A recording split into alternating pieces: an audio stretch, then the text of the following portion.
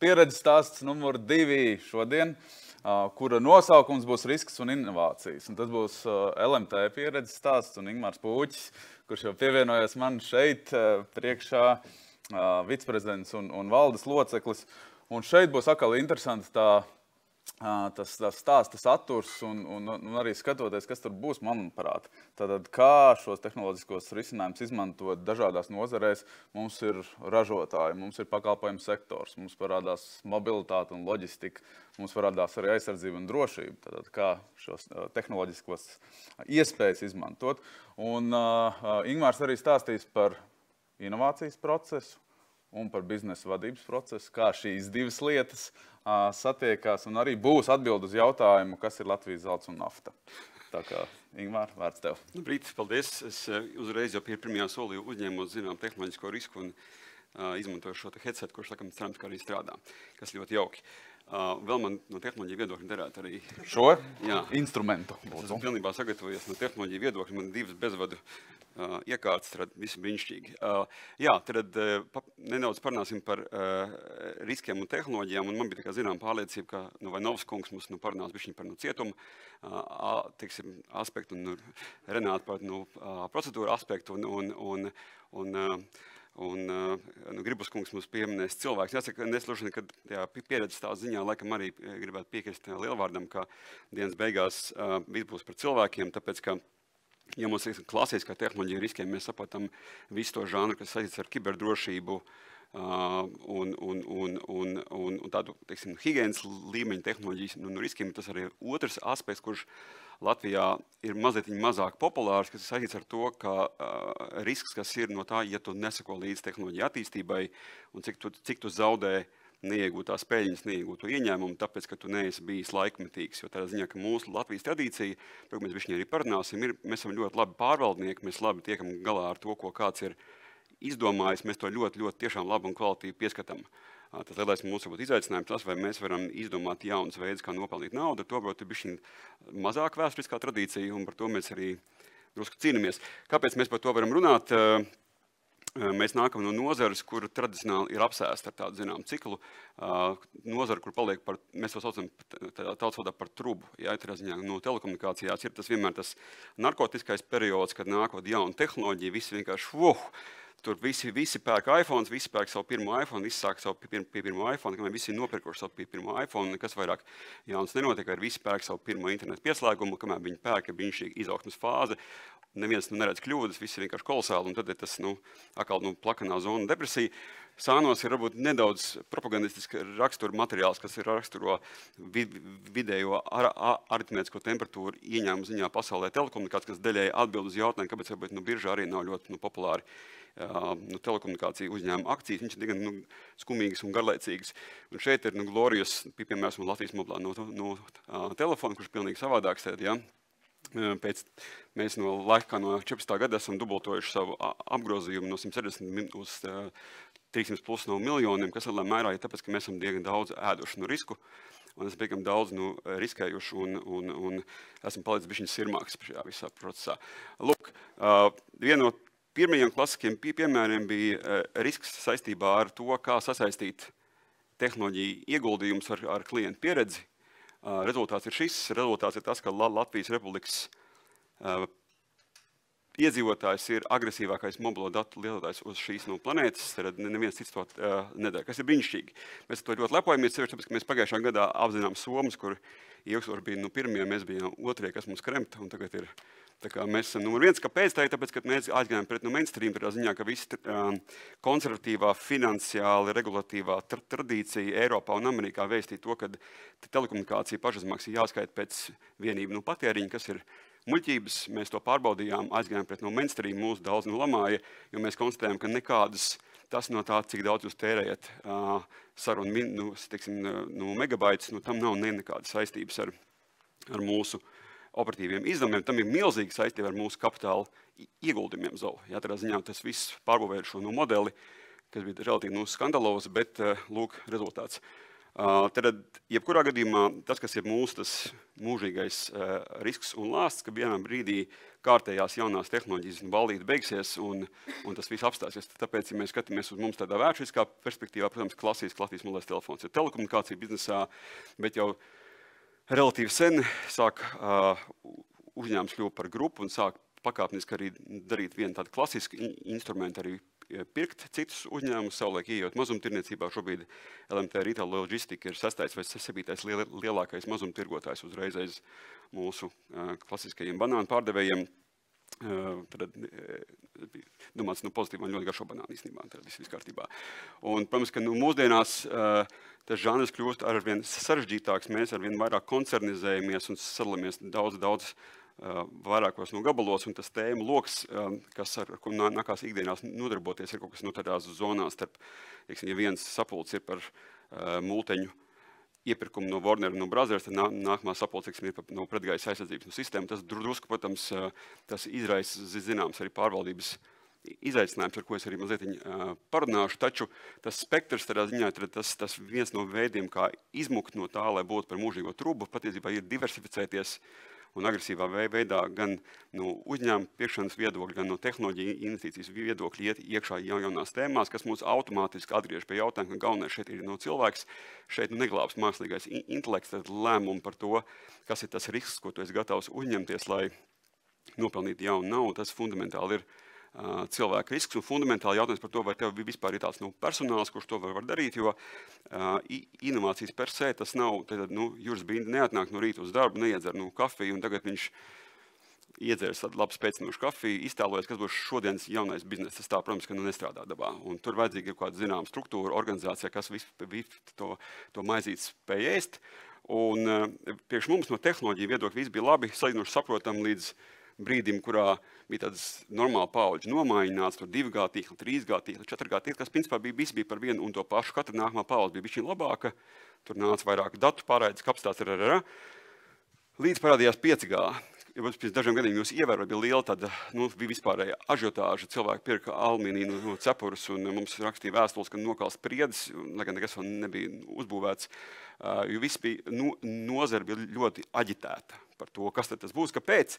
Ka 5. paudzes tīkls ir no tehnoloģija viedokļa pirmais industriālā līmeņa mobilo sakaru tīkls, kas kaut ko spējas garantēt. Tādā ziņā viņš nav tik daudz domāts jums kā cilvēkiem, viņš vairāk domāts jūsu robotiem. Ja?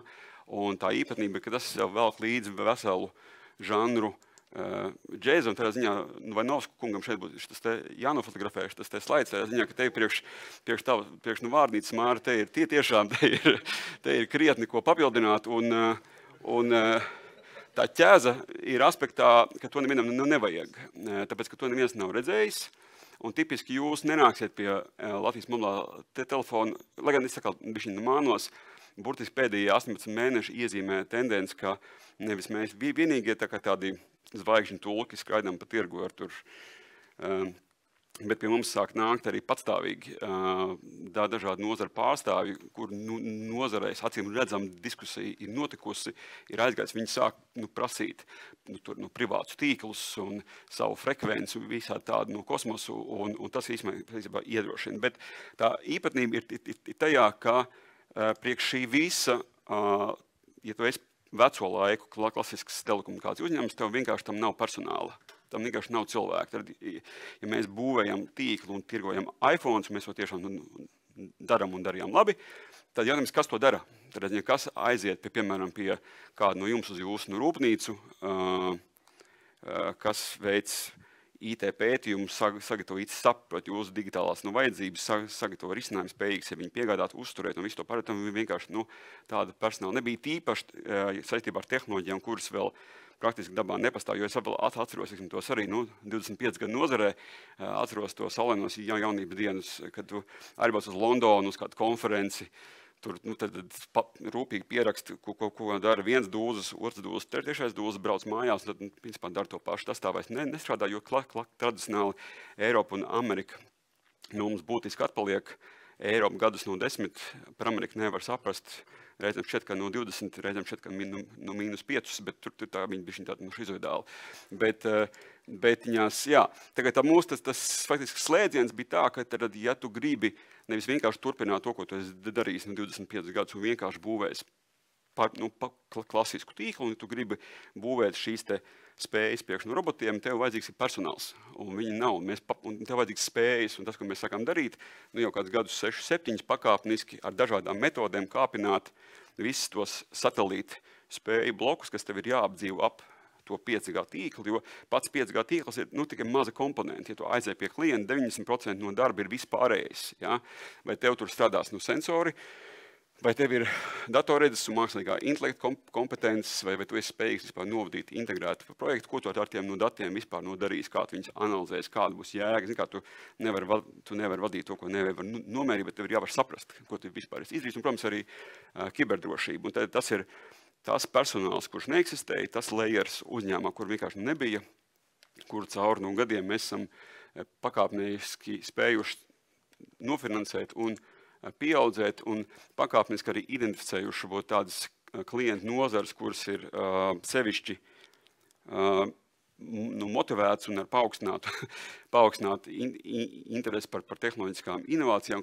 Sanāca tā, un vēsturiski sanāca, ka drošības nozara bija viena no pirmajām, tāpēc, ka tas sakrīt ar laiku, kurā NATO bloks konstatēja, ka dažādos kara teātros, kā saka modernās, pretinieki ar hiperlētām civilām tehnoloģijām izdara postījumu miljoniem vērtām ieroču sistēmām, un līdz šim NATO bija mētiecīgi norobežojis pilnībā no civilām tehnoloģijām. Tas apmēram gadiem 6-7 bija tas pagrieziens, kur NATO pētnieki un zinātniskie centri sāk iedziļināties, ko tie civilie tur ir savārījuši, un ar zinām pārsteigumu konstatēja, ka daudz ko, protams, ražošana, enerģētika un klasiski arī viss JESAP autonomo transportu un sakārs sistēmu digitalizācija. Un visbeidzot, ejot cauri gadiem, pakāpeniski mēs esam arī akumulējuši, uzņemoties zināms no riskus un zināms arī riska investīcijas kopā ar partneriem, ar klientiem un ar akadēmisko sektoru, arī reizēm arī ar valsti, dažādi risinājumi bloki, kas izriet no šī visa, un tas viss no drivers lielā mērā ir tā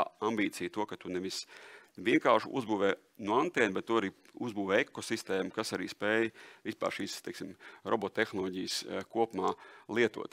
Tad fundamentālā metode, kas ir ļoti būtiska, ir eksperimentēšana, tādā ziņā, ka tu nevari pārdot to, ko neviens nav redzējis, un grūti arī pārdot, ja tu viņu pats netiksim redzējis. Tas piņķers, vai ne?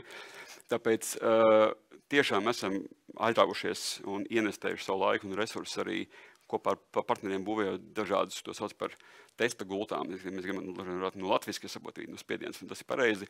Tad testbeds, tā kā, nezinu, testvietne. Ja? Un tur ir visdažādākā žanra pasākumu, sākot ar mazu gabaliņu Igaunijas tīklu, ko uzbūvējām biķernieku trasē, lai testētu bezpilotu transportu. Kopā ar Microtiku uzbūvējām Microtika rūpnīcā 5G laboratoriju, lai kļūtu neatkarīgi no Ķīnas komerciskās partijas un Huawei ražojumiem. Visi Wefresh apkārtnē, ja gadījumā, šis, protams, brīnišķīgs no birojas, bet ja jūs gadījumā esat noierējuši no biroja Wefresh apkārtnē, tad 1 kilometra radiusā ap LMT ēku ir 40% Latvijas IT un T kompānija eksporta un attiecīgi arī inovāciju centrs. Protams, Auskolas, pirmais militārais poligons 5G poligons Eiropā Ādažos, un tagad viena no pēdējiem pīkstiem arī mūsu eksperimentu jūrā, ko es vēl arī nedaudz pieminēšu. Tad viena no ambīcijām tad ir dažādi 5G tehnoloģiju solījumi, un viens no tiem faktiski nozīmē to, ka mēs arī varētu digitalizēt kuģu ceļus, kas nozīmē to, ka kuģu transports beidzot dabūt pilnvērtīgu digitālo savienojumu, kas nozīmē, ka daļa no ražošanas procesiem var arī to, kas tika jau vēsturiski solīts, arī pārvest uz jūras transportu. Un šeit arī sadarbībā ar LVR floti, tādā ziņā esam jau daļai digitalizējuši Rīgas jūras līci un veikuši pirmos eksperimentus Somiju jūras līcī. Un ļoti, ļoti interesanti perspektīvas zona, protams, pieņemot, ka mums nākotnē ostas vispār būs vajadzīgas. Digitālie dvīņi arī grandios tēma, jau iepriekš pieminētā biķernieku trasta, tad šeit ir viens no lielākiem reālā laika izvietojumiem. Milzīgam daudzumam sensoru mēs esam nodigitalizējuši biķernieku trasi un arī attiecīgi ar šo aktīvi piedalāmies dažādās Eiropas līmeņa pētniecībā par to, kas notiek ar autonomo transportu. Līdzīgi bezpilotu lidaparāti, it kā arī par to ir daudz runāts, tam ir milzīgs šobrīd pielietojums no militārajā tēmā. Šobrīd ļoti daudz arī Latvijas uzņēmumu raugās uz to, ka, droši vien arī tā skatā, teiksim, piemēram, no perimetra, no drošība un tam līdzīgs risinājums, viņiem vairs nav personāla priekš tam. Tad tu nevari dabūt tādas kvalifikācijas personāla ar tādu līmeņu pielaidēm, lai tu viņus varētu, un tu viņiem varētu vienlaiks arī samaksāt kaut kādu jēdzīgu algu, tas vienkārši tā nestrādā. Un attiecīgi arī šeit strauji dažādos lielajos asetos ienāk produkts, ka tu ar bezpilotu lidaparātiem veic, tā skatā, piemēram, perimetru kontroli un daudzas citas brīnumjaukas lietas. Mūsu vingrinājumi ar autonomo transportu beidās ar to, ka izrādījās, ka netik daudz mūsu loma ir autonomajā transportā, cik satiksmes sistēma digitalizācijā, kas mūs savukārt noved pie dažādiem trafika kontrolas un risinājumiem, kas mūs savukārt jau ir novedis Austrijas Grācā uz šīs ielas stūri ar salīdzinoši ļoti veco tradicionālo trafika kontrolas sistēmu mainošu mākoņu skaidrošanas risinājumu, kas kontrolē diezgan nekārtīgos austriešus. Lūk. Un visbeidzot, jā, mūsu varbūt arī lepnums faktiski tas, kur mēs arī ne tikai ar Eiropu, bet jau arī ar Amerikas aizsardzības departamentu aktīvi sadarbojamies, jo izrādījās, ka ekosistēma, viņi ir labi uzbūvēti Latvijā, viņi ir ātrāka un var izdarīt vairāk nekā nesalīdzinām bagātākā no amerikāņu, jo Amerikā, ja tu gribi veikt sarežģītus testus radio un dabūt zem viena jumta militārā bāzē Nokia un Ericssonu, dabūt frekvences, dabūt partnerus. Tas nav nemaz tik vienkārši, viņi to vienkārši nevar izdarīt tik ātri kā mēs, tāpēc amerikāņi brauc pie mums, kas, protams, ir ļoti brīnišķīgi. Tas būtu ātrs pārskats dažiem piemēriem, bet no tāda procesa viedokļa, bet tā galvenā tēma, ko mēs esam sapratuši, ir tomēr par tiem cilvēkiem. Tad tehnoloģiskais risks fundamentāli iet roku rokā ar cilvēkiem, tehnoloģija neatpalikšana iet totāli kopā ar cilvēkiem, un tas iet lielā mērā kopā ar vadītāju pieeju dzīvei. Ja? Tādā ziņā, ka tradicionālā latviskā dzīve, viņa vēsts, ka tev ir tāda pastorāla aina, ka tu plāno dzīvi, ir kārtīgs saimnieks, viņš tā kā, tā riktī, viņš pavasarī, viņš zina to, viņš zina, ko viņš darīs rudenī, ko viņš darīs ziemā, un ja tu esi ampelmanis, tad tu nezini, ko tu dari, un tu esi, plēnām, tā kā joks, un tas ir, tā ķeza, un tas, kas, un plus vēl arī, mēs esam ļoti kauturīgi, kas ir sevišķi, kaitīgi, ar ko lielā mērā mēs atšķiramies no igauņiem, viņi mūda ārprātā, tādā ziņā, tur mēs, kas zina nozari, dzirdam to, ko viņi saka, mēs skaidri zinām, ka viņi to izdarīt nevar, un tas, viņi tūdaļ tiks apkaunot, visas pasaules priekšā, bet iet gads no gada, un tas nenotiek, un tas kauns un tas sots nesako. Un mēs esam no tā daļai mācījušies, tāpēc arī svarīgi runāt. Un kāpēc? Tam ir tīri fizikāls izskaidrojums, tāpēc, ka, ja tu pasaki, kas tev interesē, un ko tu gribi darīt, tu piesaisti uzmanību, tu piesaisti kontaktus, tu piesaisti partnerus, piesaisti no finansējumu. Un tad tas pēkšņi sāk notikt. Nevis otrādi, ja tu 7 gadus sēdi savā garāžā slavenajā pie mammas, un kaut ko dari, kļūsti izcils, iespējams, gan diez vai, bet tomēr.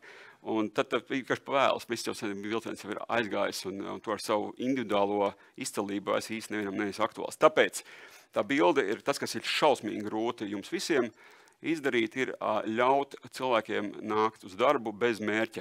Tas ir vienkārši vājprāts, tādā ziņā, ka tādus cilvēkus parasti mēģina identificēt un atlaist, nevis specifiski pieņemt darbā. Un ļoti maz skaits cilvēku uz to vispār ir gatavi, tāpēc, ka tas ir milzīgi nekomfortabli. Daudz no viņiem sabojā savas karjeras. Tāpēc, ja? Bet tas, kas ir kritiski, jo tas, ko mums visiem māca augstskolā, sakās no šī punkta, kurā ir zināms mērķis. Tu, piemēram, cep maizi, vai, piemēram, teiksim, gatavo no granulas, vai viss ir ļoti skaidrs, un tālāk tu iteratīvā veidā optimizē to procesu. Viņi ir lētāk, labāk, efektīvāk un vispārējo, bet kurš izdomāja to, ka tu cepsi no maizi, tas īstenībā nav zināms. Un tas ir ļoti svarīgi atrast un iedibināt uzņēmumā procesu, ka tu vari spēt izdomāt jaunu mērķi. Un tam ir vajadzīgi cilvēki, kas spēj tolerēt stresu un tolerēt nenoteiktību. Te viņi jāvar mērīt. Ir tādi mērījumi kā affordable loss būtu angliski, bet pieļaujamie izdevumi Latvijas, cik tu esi gatavs ar šo tēmu noriskēt, apmēram, kas ir tā vīzijas līmenis, tev drīkst mainīties gala rezultāts un tas viss pārējais. Numur 2, ko mēs esam konstatējuši, ir šis, ka klasiski, ja uzņēmums grib būt inovatīvs, viņš nozīmē kādu jaunu, skaisti runājošu cilvēku par galveno inovatoru, ieliek viņu departamentā, tad viņš nāk uz darbu, inovē, visi viņu ienīst, jo viņam nav mērķa, daudz naudas un slavas. Tad viņi, protams, ka noēd, lai tur vai ko CEO gribētu, viņam nav sevišķi daudz cerību, viņš būs beigts. Tāpēc ir kritiski panākt to, ka gan grāmatvedība, gan tehnoloģija, gan vispār kaut kādā veidā ir iesaistīta. Ja? Un tad ziņā, ka ķermenis pieņem šo te, organizācijas ķermenis pieņem šo no body, tas ir ārkārtīgi būtiski. Nākamā bilde varbūt ir banāla, bet viņa nav tik banāla ieviešanā. Ja jūs atcerieties to piemēru par multinēm un pretgaisa aizsardzības sistēmu, un ja ir uzņēmums, kurš ir ļoti vertikāls, tādā ziņā, kurā valde lemj, un valde par visu atbild, tas vienkārši ir tāds lieta, kā 24 stundas. Un tās 24 stundas ir diezgan maz un ir grūti, un tāpēc ir ļoti, ļoti svarīgi. Tad valde nevar visu zināt un kompetenti pieņemt. Tas process, ko mēs ejam cauri, tas atbildības deleģējums, tūkojot strauji un tādā ziņā pakāpeniski veidojot veco labo klasisko matrīcu ar virtuāliem CEO, kas faktiski ir ar budžetu, ar atbildībām, kas spēj pieņemt lēmumus, kur ir tā ziņā, un eventuāli nākotnē ir izceļami ārā arī kā meitas uzņēmumi. It kā sīkums, bet neiedomājam lielu pārmaiņu no tajā, cik uzreiz paliek mazāk no džeza un visādu izaicinājumu.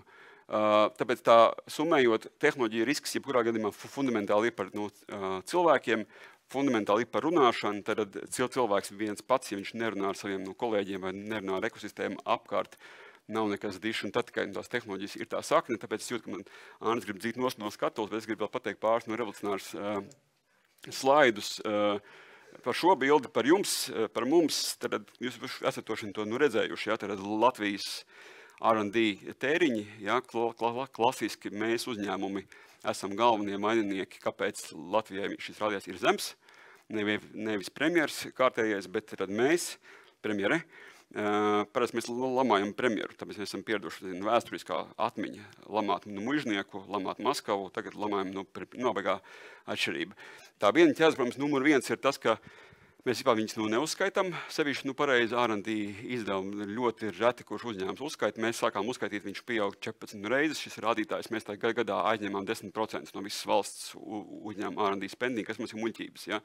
Tā ziņā, ka jūs burtiņu D neskaitat neviens gandrīz vai, bet visi iztēlojas tur tās kolbas, laboratorijas, tur sprāks mākonis, ja, bet tā prasti maz, arī Eiropā tā ir maz daļa. Un naudas, liela daļa naudas ir D, kas būtu attīstības ieguldījumi, arī visādas jaunas pakalpojumu platformas arī, un to mēs vienkārši neuzskaitam. Tā situācija nav tik bēdīga, kā mēs iztaisamies, bet mums viņi nav šajā galā, bet viņi, protams, kad ir labāka. Numur 2, tā ķēze pamatā ir šajā telpā vai ekrānā, jo Eiropā klasiski absolūti lielāko daļu R&D izdevumu nāk no ļoti lielajiem uzņēmumiem. Tad Zviedrijā 20 kantori uzstājas 60% visas valsts R&D tēriņus. Latvijā tā bilde tāda nav. Tā ziņā, ka lielie uzņēmumi ļoti maz vai uzskaita, vai nodarbojās ar pētniecību un attīstību, kas protams, ir daļai diskusijas vērts, kas gan arī notiek. Un viņi arī šī diskusija daļai atspoguļojās šajā bildē, ko es esmu aizņēmies no Rutkastas kunga Latvijas bankā. Viņš tieši nesen, es gan viņam nepaprasīja atļauju, ka es ļoti atvainojos gadījumā, bet viņi paši to rādīja publiski, tā kā pašvainīgi. Bet es biju klāt un blakusē. Bet tad šitā bildīt, kas rāda mūsu ekonomikas sarežģītību, un te mēs krāsiņas, ja, tad un šīs indeks, kā ziņā ļoti labi, ka es teiktu, korelē ar kādu citu, es tiešām piekrītu Rutkas kungam, sakrīt ar kādu citu grafiku, ko mēs redzam par Baltijas valstu koproduktu, tad ziņā mums ir vienkāršāks no biznesa, attiecīgi mums ir no mazāk naudas, mēs esam ēduši mazāk no riska, un par to arī mēs, kā saka, dabonam. Ja? Tāpēc man šitas besī nevar īsti izturēt, bet, protams, ka tā viena tā laimīte, no kuras mēs ļoti daudz kapitalizējam, tāpēc, ka Baltija ir slavena ar savu IT kompetenci, paldies Igauniem, ne tikai viņu vāvaļošanai ārkārtējai, bet, protams, ka arī tas, ka viņiem ir vairākas paudzes cilvēku, menedžmenta līmeņa cilvēki, kas ir redzējuši, kā no tukšuma rodās miljards. Ja? Mums tāda ir relatīvi maz, teiksim, Microtiks, piemēram, būtu viens no piemēriem, kur nekā nebija, un tagad ir no miljarda no valuācijas uzņēmums. Bet tad šī te nozīme, kad ekosistēmā ir cilvēki, kas vienkārši ir pieredzējuši, kā tas nevis viņi vienkārši bijuši labi pārvaldnieki, rūpīgi, kārtīgi saimnieki, bet viņi ir iztēlojušies un nopelnījuši naudu. Tā ir tā galvenā štelle, kas varbūt kas ir tās. Otra lieta, kas jāsaprot, ir arī par amerikāņiem. Amerikāņi daudz runā par neredzamo tirgus roku un slavē tur Apple un Tesla un tarararā, bet vienlaikus viņiem apmēram 1% IKP caur federālo budžetu gulda pētniecībā un attīstībā. Tad 1% ir vairāk, kā mēs vispār visu kopā formāli pat uzskaitām. Tad viņi to dara no valsts naudas. Un liela daļa inovāciju, kurš pēc tam integrē ārkārtīgi talantīgi cilvēki kā Steve Jobs, piemēram, šajā zīmējumā, par to, kas ir tehnoloģijas, kas no kā sastāvēja iPhone, viņas viss ir ar valsts risku ēst. Tad viņa šajā te dialogā mēs nevaram ignorēt arī valsti, lai gan ir tas kārdinājums vienmēr viņas tur par liekēžiem saukāt un tarararara, bet amerikāņi tā nedara. Ok, viņi varbūt kas saukā, bet viņi vienlaikus fonā, protams, gulda pietiekami daudz naudas, jo garā termiņa risks jūs nekad tehnoloģiski neuzņemsieties. Ja, tad risks, kas ir virs tur 10 gadiem, tas nav ļoti reti, kurš uzņēmums to. Arī Amerikā gan neviens to īstenībā neuzņemās. Tāpēc daži optimistiski piemēri, šis būtu tāds maziņa integrācija par to. Šis nav oficiāls dokuments, bet tas ir Latvijas mobilā telefonu kolektīva interpretācija pēc ziljona sapulcēm, nacionālā attīstības plānu, kur tik mēs nepiedalāmies, tāds sintezējums, kas ir 3 misijas. Kādreiz mūsu misija bija eiro ieviešana, NATO un Eiropas Savienība. Šobrīd tās ir 3 misijas, kurām ir enerģētiskā neatkarība, aizsardzības spēja, modernizācija un Lievārds kungam arī Gribas kungam zinātņu tehnoloģiju, ietilpīga izglītība un ražošana. Tas parasti tas, kur kondensējās visas 3 diskusijas. Labā ziņa, ja mēs skatāmies, kur iet Eiropas fondu finansējums, grandiozās lielās pakās, tad būs arī gan Green Deal un čipi un protams, mūsdienās arī aizsardzība. Tas ir sakrīt, ja? Tad šīs ir tie 3 lielie bloki. Un, ja mēs tā raugamies, tad arī daži no zālē klātsošiem ir arī dūšīgi arī atbalstījuši šādu pārgalvīgu negaidītu mūsu nogurdinātajai valsts pārvaldei iniciatīvu, bet ir nodibināta valsts aizsardzības korporācija, ir noslēgusi savu pirmo darījumu, piesaistījuši 40 miljonu investīciju un ražos artilērijas lādiņus.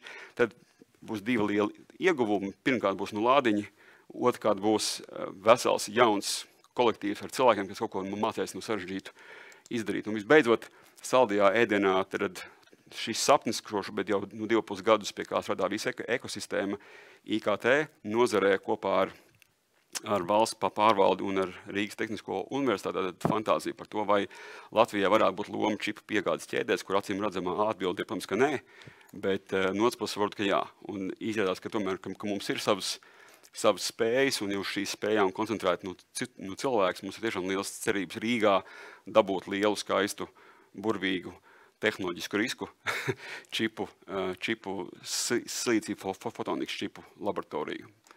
Lūk, jā, klasiski tad neiestrēgstam slazdā un dzīvojam skaisti. Paldies. Bišķi pārķēri, laikam. Jā, paldies tev par tādu eksperimentēšanas sajūtas ienešanu un to, kad, lai mēs panāktu rezultātu, citkārt darbiniekiem jānāk uz darbu kā tu teici, bez mērķa. Tas, man liekas, varētu dažkārt arī provokatīvi, vai ne? Varētu arī nostrādāt. Tas teikums īstenībā bišķi garāks, bet jā. Jā. Bet daži jautājumi, protams, ir arī jautājumi par to, kāpēc tur vecrīgā nav pilns 5G un tā. Es varu atbildēt šo jautājumu. Ja? Jā, tāpēc, ka ja gadījumā kādam ir bērniņi vecrīgā lieki, ja, un viņš par to ir, tad mēs ļoti labprāt viņus nopirksim un tur kaut ko uzbūvēt. Pamatā tīkla, blīvi apdzīvotās vietās tīkla pamatā nav tāpēc, ka viņi mums neļauj nobūvēt, un ja mēs viņu uzbūvējam, tad viņi visādos veidos soda par to tādā ziņā. Mēs šobrīd arī, mums ir laba sadarbība ar satiksmes ministriju, būs arī zinām likumdošanas grozījumi. Jo principā tā hipotēze būtu, ka tīkls arī ir sabiedrības intereses. Tādā ziņā, un šobrīd tā nav. Ja jūs dzīvojat no Jūrmalā, jūs gribat, lai jums tornis ir, teiksim, no Tukumā, nevis un nebojā ainavu, piemēram, tādā ziņā. un tam līdzīgi. Tad arī jums ir bērniņi, ja? Tur zvanīt. Kādu? Rīgas pilsētā. Jā, Rīgas pilsētā ir ļoti labs partneris. Īstenībā viņam paldies.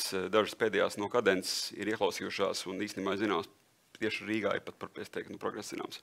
Jā, un ir vēl laiks vēl vienam jautājumam, aktuāla tēma par krāpniecību, par naudas izkrāpšanu no cilvēkiem.